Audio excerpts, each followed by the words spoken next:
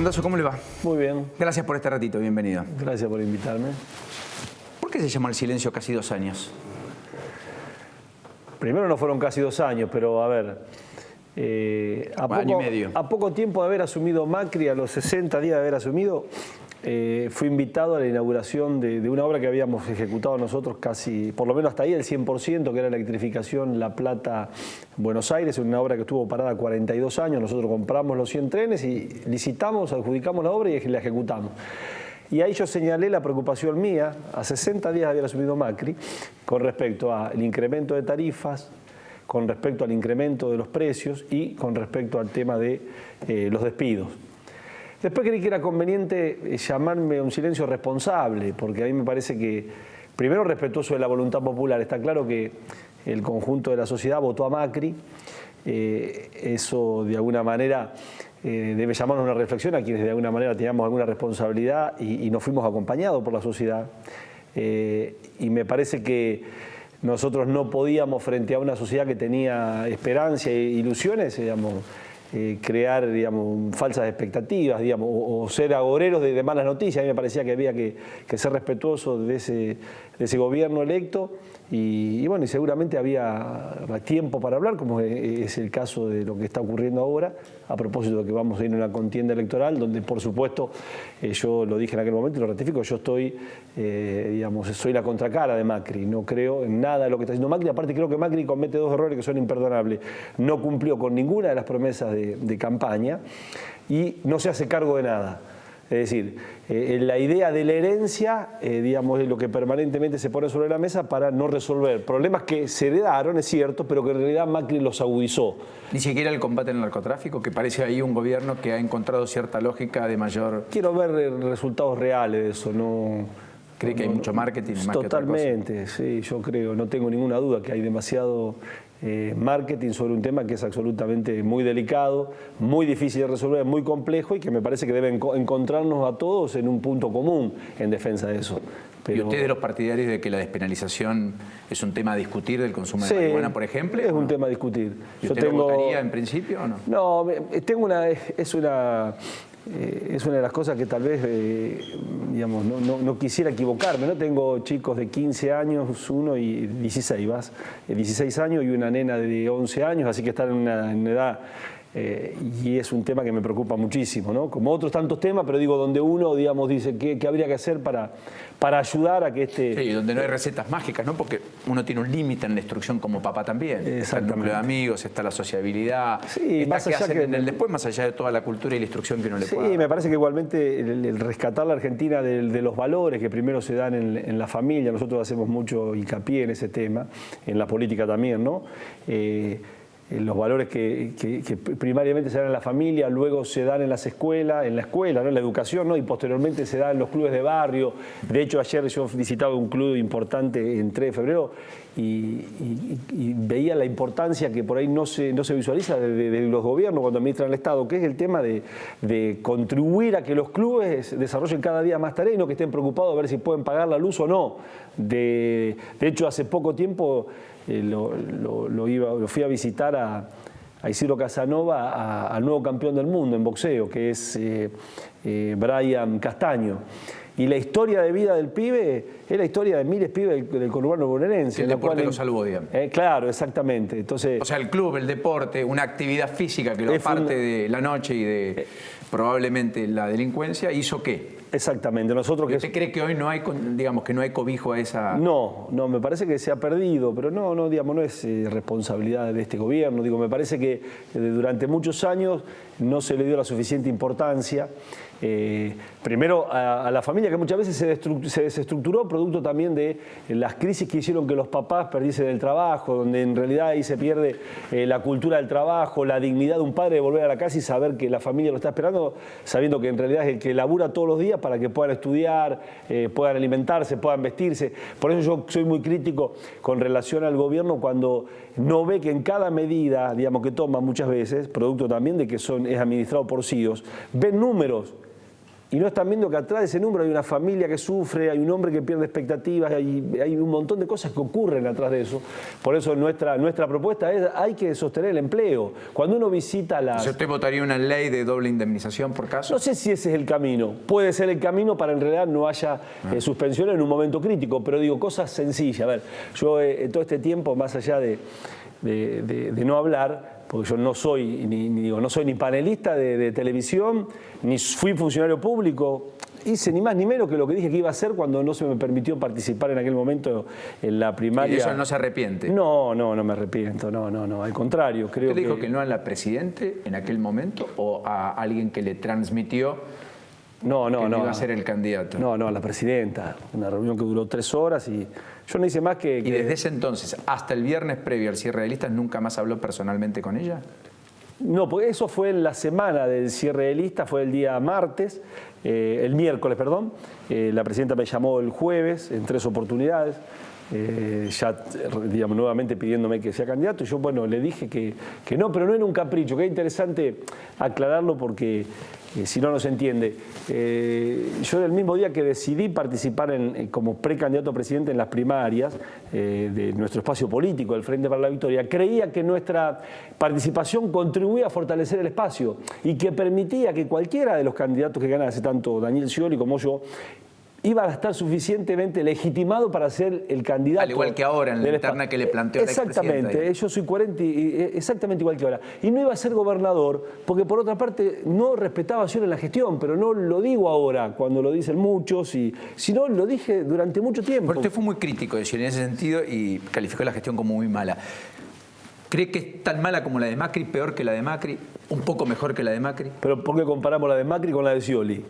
Porque las dos las califican muy mal. No, yo digo, porque son diferentes, sí, digamos, en términos generales sí digo, pero son dos cosas que se hace muy difícil de comparar. Digo, si quieres se la comparo con la de Vidal, para que sea claro, diríamos, que también pareciera ser que voy en contra de la corriente, diríamos.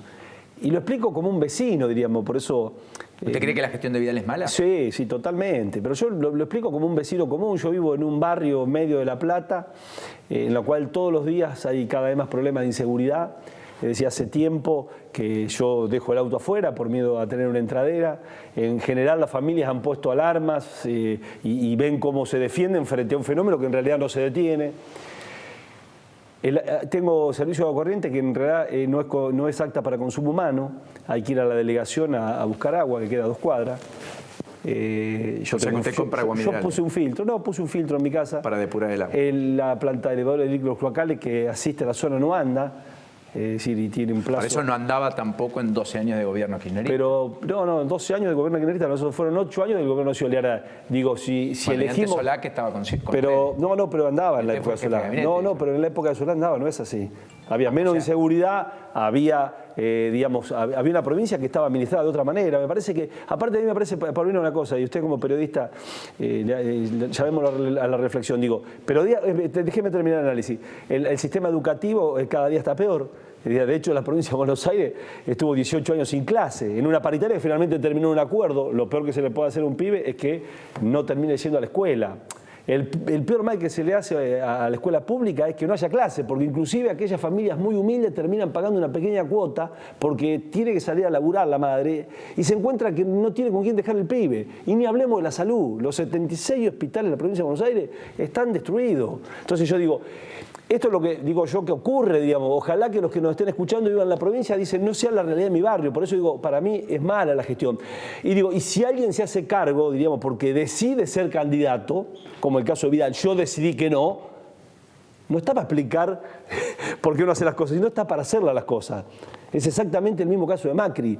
Macri agarró algunas situaciones complicadas, pero en realidad no solamente no las resolvió, sino las agudizó. La inflación más inflación, pobreza más pobreza. Dice, no alcanza con describir los problemas, no alcanza con que el INDEC hoy no mienta y dé indicadores que nos contextualicen dónde estamos, porque en definitiva el problema sigue estando. Pero por supuesto, sigue estando y se ha agudizado, Paulino. La situación, ¿más pobres o menos pobres? Más pobre, más angustia. Mire, yo el otro día lo decía con motivo del lanzamiento de la campaña nuestra en Bolívar, digo, Macri y Vidal deben dejar de tocar timbre con fotos y cámaras y escuchar lo que le dice la gente. Escuchar en realidad la pyme, por ejemplo, yo he visitado muchas pymes, textiles, calzado, el cuero, y es generalizado el tema se ha caído el consumo interno. Sí. Hay una avalancha de importaciones muy importante, es una locura eso. Yo apelaría a decirle, reflexione, presidente, está equivocado, proteja el trabajo argentino, porque es imposible que la Argentina pueda... Este ámbito financiero publicó esta semana que iba a haber alguna protección sobre... Pero pasó vamos a 18 meses de gobierno, entonces digo, agregando esos aumentos de tarifas desproporcionados, en el interior la gente no puede pagar las tarifas de gas, Paulino. Ha llegado tarifa de gas de entre 4 y 5 mil pesos. Pero usted entiende que había una ficción, que era que pagábamos muy barato el gas y la luz, los que teníamos posibilidad de pagar y tenerlo en nuestra casa, porque el que iba a la garrafa pagaba hasta 7 veces más, o en el interior había tarifas de eléctricas hasta 7 veces más caras que capital y conurbano, y que en verano no había luz y en invierno no había gas. Y como dijo Moreno, debajo de los 5 grados no hay GNC para nadie, no hay gas para la industria. A ver, porque eso fue un desaguisado, digamos. Nos descapitalizamos, exportábamos y pasamos a importar. Hicimos un negociado descomunal con los barcos de GPL, de GLP. El combustible que le compramos a Venezuela no sabemos ni lo que pagamos. Por lo cual debido está procesado. Da la impresión que la política energética vamos a ordenarla, fue muy mala. Vamos a ordenarlo. La política energética fue uno de los grandes problemas que termina generando un grave problema básicamente con respecto al estrangulamiento en materia de balanza comercial. ¿Estamos de acuerdo? Sí. Eso fue un grave problema. Que después termina en el cepo cambiario. Exactamente, que nosotros generábamos una demanda interna agregada que está muy buena, pero en realidad debía ir acompañado con un proceso de inversión para cambio de la matriz productiva y básicamente el tema energético. Estamos de acuerdo. Otra cuestión que había que haber hecho a tiempo era el ajuste, o llamémosle ajuste de tarifas de acuerdo a la capacidad contributiva, que no es tan complicado teniendo en cuenta la demanda, las herramientas tecnológicas que hoy existen. Si hay niveles de consumo determinados que marcan un nivel de poder adquisitivo de quien usa un servicio. Esto pasa con la luz o pasa con el gas. Y fue un error, porque se terminaron subsidiando a sectores que en realidad no tenían ningún sentido. Exactamente. Bueno, eso es parte de la autocrítica, fue parte de los errores que sin lugar a duda nos cobraron en la última elección. Perdón, Florencio, sí. Buenas noches. Buenas noches. ¿Había margen para la autocrítica? ¿Gabinete había como para que se discutieran estos temas? A ver, gabinete no había. No había. Yo sí en un momento planteé el tema de tarifa. Usted lo llamaba debido y decía, che, Julio, así no podemos seguir. No, pero a ver. A Moreno le decía, Moreno, mire, el cepo vamos al desastre. Pero un gobierno o no hablaban, eran estamentos estancos que... Pero un gobierno no funciona así. Hay un presidente y cada uno de nosotros teníamos responsabilidades primarias enormes. Yo, por ejemplo, tenía a cargo 22.000 personas. Dentro de lo que tenía a cargo del transporte, donde viajaban 2 millones de personas por día. Así que, digamos, es casi imposible pensar en el funcionamiento de un gobierno que en realidad uno está preocupado por otras áreas. Sobre todo porque aparte a quien corresponde eso finalmente y quien lo hace y tiene autoridad para hacerlo es el presidente. Uno en realidad inclusive hasta por un problema de respeto con quien es su colega, salvo que en realidad, vuelvo a repetirle, se hayan conocido episodios como lo que se conocieron posteriormente, como fue el tema Milani, en lo cual seguramente no solamente hubiera hecho una observación en el caso mío, sino seguramente el ministro del área, ¿no? Cosa que yo no he tenido que pasar por un episodio de ese tipo. Yo dentro del área mía, digamos, asumo 6 meses, por ejemplo, después de la tragedia de 11, y mi preocupación no era ver qué había hecho Jaime, porque no me correspondía a mí eso, porque eso le corresponde a la justicia. Si hubiera estado preocupado por eso, ¿sabe qué? No hubiera hecho nada. ¿Sabe la cantidad de charlatanes que se la pasan hablando de lo que hizo otro? Lo importante es mirar para adelante. ¿Tiene denuncia por defraudación al Estado? No, ninguna, absolutamente ninguna. ¿Yo? No, ninguna. No. Qué increíble que eso sea un capital. Lo es, claro. Es un capital. Qué bajo hemos caído, ¿no? Sí, a mí me parece aparte que es un tema que también es muy interesante. Porque, a ver, nosotros tenemos que entender que el tema de la corrupción no se resuelve haciendo discursos marketineros, hablando en los medios. Se resuelve que cuando uno tiene algún tipo de responsabilidad como la que tenemos nosotros, pueda demostrar que ha actuado para que el Estado sea más transparente. Y en ese sentido nosotros, mire, el documento nacional de identidad terminó con un contrato millonario en dólares. El de Siemens. El pasaporte terminó con la coima de algunos comisarios, para que la gente hoy se saque un pasaporte hasta en 30 minutos. El tema de la utilización de 2 herramientas tecnológicas que fueron fenomenales. La tarjeta SUBE no solamente fue un instrumento para facilitar el pago del boleto, y permitir que la gente ande sin moneda, sin cambio, integre transporte público, sino que permitió saber cuál era la cantidad de pasajeros transportados por cada empresa o por cada línea para asignar el recurso que era el subsidio. Lo mismo el GPS. Entonces digo... Todo lo cual permitió que usted no esté dando explicaciones en la justicia, cosas que sí tiene que hacer Julio Devido y demás, y por lo cual lo han procesado al mismísimo Devido, a propósito de no poder justificar cuánta plata le dieron y por qué entre 2005 y 2009 a muchas compañías. Por eso, por ejemplo, el tema del GPS permitió también terminar con las declaraciones juradas de los empresarios de cuánto combustible gastaban, porque se lo pagaba el Estado, para tener una herramienta que nos permitiese saber cuál era el recorrido, en la cual el recorrido se multiplicaba por la cantidad de kilómetros recorridos de acuerdo al manual de fabricación y teníamos el dato preciso. Digo, de esto se trata combatir la corrupción, no se trata de un discurso vacío que parece por momentos que es conveniente electoralmente. A mí no me va a escuchar con eso. La dama pide. Ya que estamos hablando de justicia, usted reconoció que fue un error el memorándum con Irán. Quiero preguntarle por qué dijo esto y si para usted fue un delito que se cometió. No fue un delito. Sí creo que fue un error, sobre todo teniendo en cuenta que quien promociona el memorándum y lo manda al Parlamento es la Presidenta de la Nación, quien tenía una historia muy rica en relación a la investigación del caso de la AMIA. Incluso había empezado cuando la expresidenta era senadora nacional. Y yo en reiteradas oportunidades como ministro del Interior le he acompañado a la sede de la AMIA y era muy bien recibida, muy reconocida. Y creo que, no dudo de la intención, que tal vez la intención fue en ese memorándum tratar de que los iraníes que habían sido acusados, ¿sí?, podamos, la justicia pueda no me sale el término.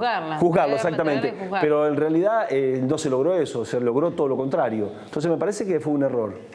Hoy Julio Cobo dijo que cree que la presidenta fue corrupta. ¿Usted?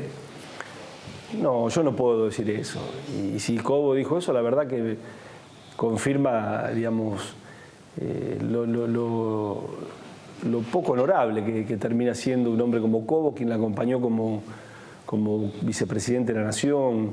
A mí me parece que para tener un juicio de ese tipo hay que esperar que actúe la justicia, hay que terminar tiene 3 procesamientos. Pero bueno, precisamente hay instancias judiciales que van a determinar si se condena o no, Paulino. Si no, condenemos a los funcionarios a través de los medios, a través de la dirigencia política. Me parece que... A ver, si usted me pregunta a mí me dolería mucho que se comprobase que Cristina finalmente terminó implicada en un caso de corrupción. Ahora, yo tengo que dejar que actúe la justicia, si no estamos en un país cada vez menos serio y que después nadie se hace cargo de nada. A mí no me parece que ese sea el camino, se lo digo con total sinceridad. Ahora, en ese sentido, esa es su postura si hoy fuera usted senador, fuera electo, sí, y al Senado llegase la discusión, que hoy está en diputados, porque Devido es diputado, no senador, pero supongamos que sea senador. Alguien que tiene 5 procesamientos, 26 imputaciones, más de 80 denuncias penales,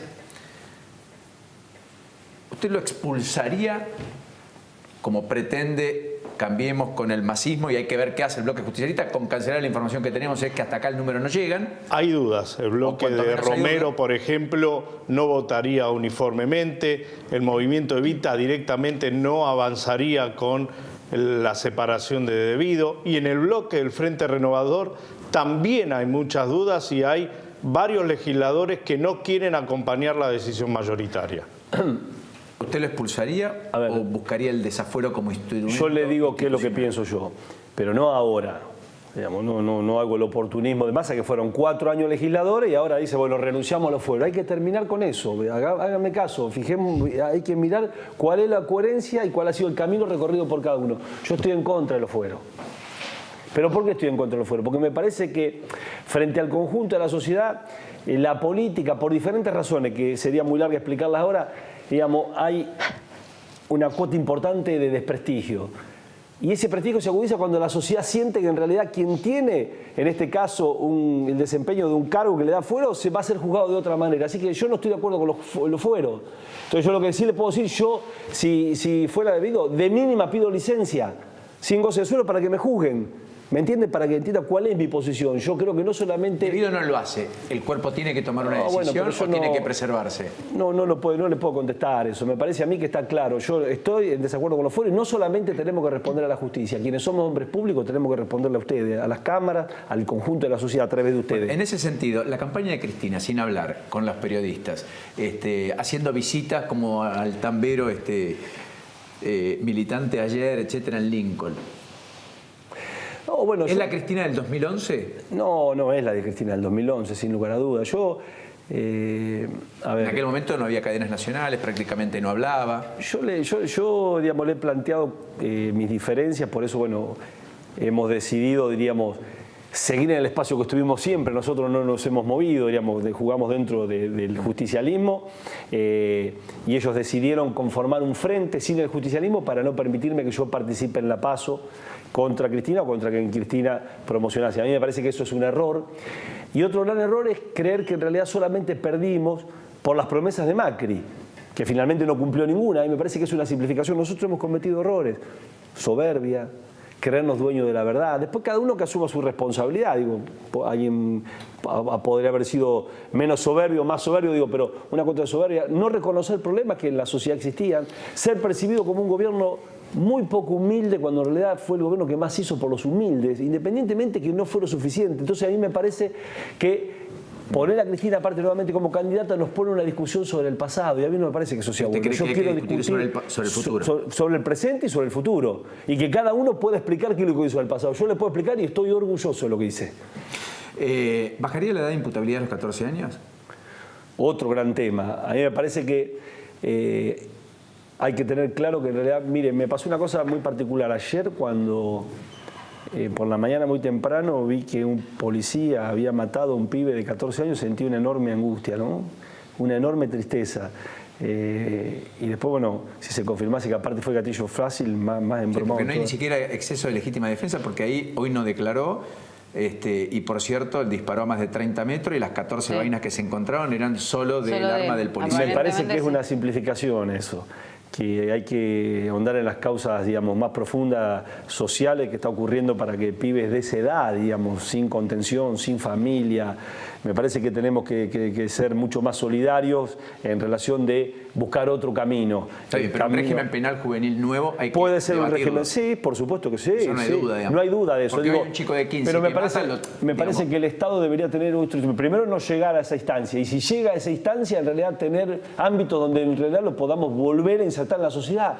14 años, usted sabe la historia que ha tenido seguramente, falta de familias promiscuas, dificultades para llegar a sin trabajo los padres. Hay que mirar en cada caso de eso. Yo miro al chico, sí, pero no dejemos pero de mirar no dejar, por supuesto, porque no hay, también ahí hay una vida que se frustra. Pero no tenga ninguna duda, Paulino. Por esa circunstancia, donde todos somos culpables, pero ninguno es responsable después. Comparto. ¿Y cómo le explicamos al papá que perdió a manos de el delito a un hijo al que crió, cobijó, apoyó, hizo todo para que lo tenga? Comparto plenamente, pero me parece que como sociedad tenemos una responsabilidad para que en realidad no se llegue a esa instancia. Sí, está claro lo que usted me está diciendo. Eso está claro, políticamente es correcto. No, pero no es políticamente, es humanamente correcto. Sí. Un pibe de 12 años, 13 años, que mucho como sociedad para que ese pibe esté en la falopa, ande con un fierro y mate un tipo. Está bien. Vos me entendés, acordate vos cuando vos tenías 12 años, va a tener una nena de 4 en 12 años, es incomprensible que se haya llegado a eso.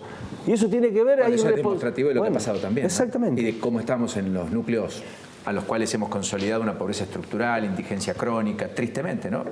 Tristemente. Randazzo, dos preguntas finales, las últimas. ¿La imagina la expresidenta en prisión? Como alguna versión corrió fuerte en tribunales a propósito de la detención de Manzanares, su contador, que naturalmente no parece haber hecho todo por cuenta y orden propia, sino más bien indicado por alguien para hacer un bypass, como dijo Bonadío, respecto a los fondos que están embargados por la justicia y para que los depositen en la cuenta personal de Carlos Sancho, que al mismo tiempo es el apoderado para que, si la presidenta no puede cobrar su pensión o la jubilación, él la ejecute?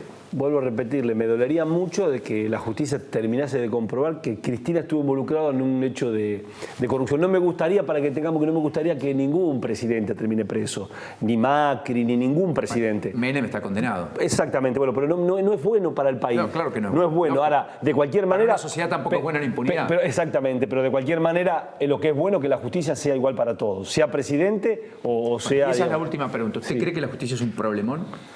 ¿O es uno de los aspectos A? A mí me parece que la justicia, primero es un poder que no está sometido a la voluntad de la ciudadanía. Y eso es un tema que la diferencia, digamos, que tiene que ver también con la estabilidad de la justicia, pero también lo que es bueno termina siendo malo, ya que el Poder Ejecutivo y el Poder Legislativo nos sometemos a elecciones cada 4 años. Y después me parece que hay que intentar, por lo pronto, buscar que la justicia sea rápida. Si no, no es justicia. Absuelvo o condene, pero rápidamente. No puede ser el proceso la condena de alguien. Exactamente. El de inocencia o la culpabilidad. Exactamente. Gracias. No, gracias a ustedes. Hasta la próxima y suerte. Muchas gracias. No es fácil. No es fácil, pero ¿sabe qué? Cuando hay convicciones, mire, nosotros tenemos 2 cosas y con esto termino. Hemos honrado el valor de la palabra, no somos oportunistas, no creemos en que la política sea una carrera por los cargos, por eso no fuimos gobernador, por eso no aceptamos ir con esta lista ahora con Cristina, porque tenemos diferencias y tenemos gestión para mostrar. Este país se transforma con gestión. Los problemas que tiene la Argentina lo va a transformar un dirigente que tenga vocación, voluntad de poder transformar aquellos problemas que en realidad preocupan al conjunto de la sociedad. Gracias. Gracias. Hasta la próxima.